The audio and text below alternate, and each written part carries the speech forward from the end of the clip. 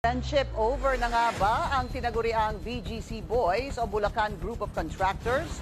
Matapos kasing magpayaman umano sa flood control projects, nagtuturuan na sila kung sino ang tunay na may kasalanan. Yan ang agenda report ni Hannah T.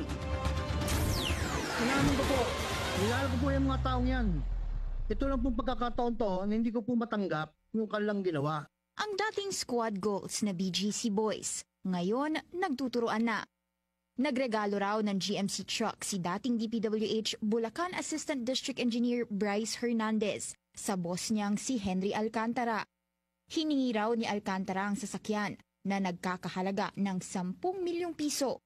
Sa may project namin na, dun po sa may sharing namin ng project na 40, sa kanya 20, 20 at saka isa pong 20, doon po ibinawas yung pambili po nung GMC. Sinundan pa raw ito ng paghingi ni Alcantara ng isang LC300 na base sa zigwheels.ph nagkakahalaga ng 5.7 million. Nagpabili rin daw siya ng Patek watch na nahanap ni Hernandez sa isang black market. Ang value nito nasa 5 million pesos daw. Nitong August 3, kinumpronta umano ni Alcantara ang mga empleyado sa Bulacan 1st District Office nila. Ayon kay Hernandez, ipinaaako raw sa kanya at sa kapwa engineer na si JP Mendoza ang mga kapalpakan sa flood control projects. Siyempre, hindi raw sila pumayag at doon na nagsimula ang paninira sa kanila ni Alcantara. Tinakot pa niya ang mga kasama namin sa opisina na kapag hindi kumampi sa kanya, idadamay niya sa amin dahil pinapalabas niya na sa kanilang lahat na hawak niya raw ang ebidensya para madamay sila. Inamin naman ni Alcantara ang pagtanggap ng mga sasakyan mula sa mga tao niya. Pero hindi raw siya nananakot sa mga empleyado sa Bulacan. Biniro ko pa nga sila.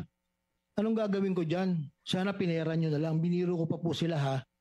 That was my birthday po ha. I think birthday po or Pasko. Isinoli naman daw niya ito matapos malaman ng mga anomalya sa kanilang opisina.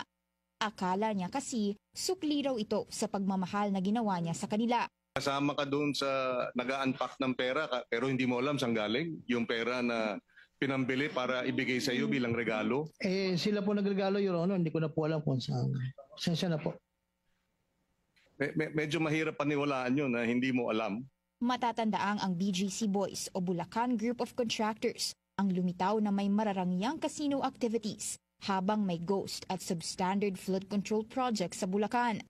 Ngayon, detention na ang inabot ni Alcantara, Hernandez at Mendoza dahil sa umano'y pagsisinungaling sa harap ng Senate Blue Ribbon Committee.